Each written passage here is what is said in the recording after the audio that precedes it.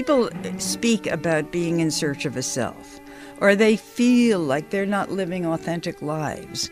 They feel that they've lost themselves, or they feel that they have no identity.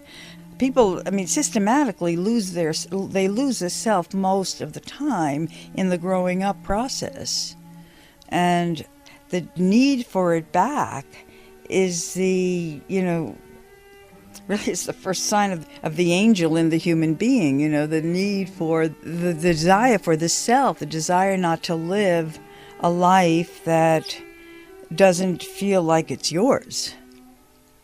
That's why somebody might be attracted to this work.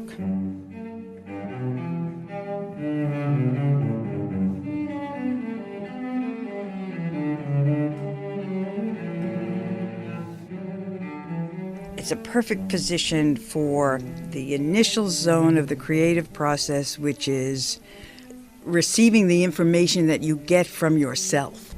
Receiving information from yourself is the first place you have to be able to express your thoughts freely, be able to think about your thoughts freely. That's where creativity begins. I always say this work is really about thinking, and we use writing as a tool.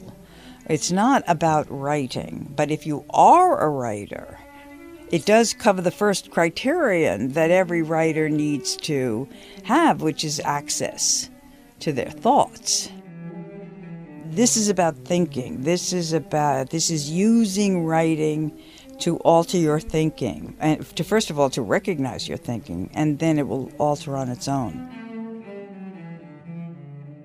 The process carries over into life. And when it starts, depends on how much you do it, or where you are in life when you're beginning to do it. But, that is the beginning of, that's the beginning of true self-control. That is the beginning of deconditioning ourselves and coming closer to what is, our own actual path in life. The self we yearn to be.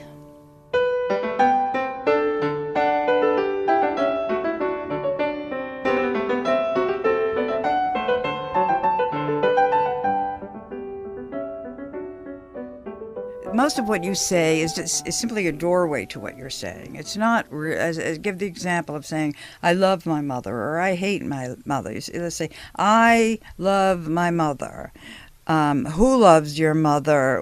What do you mean by love? And what do you mean by mother? Most of what you know about that is inside you. Most of what you know about everything you say is not said. What you say is just a doorway to that. Turn toward it, enter into it, and begin to express the more of what you know that isn't being said, but is just being indicated by the words you say.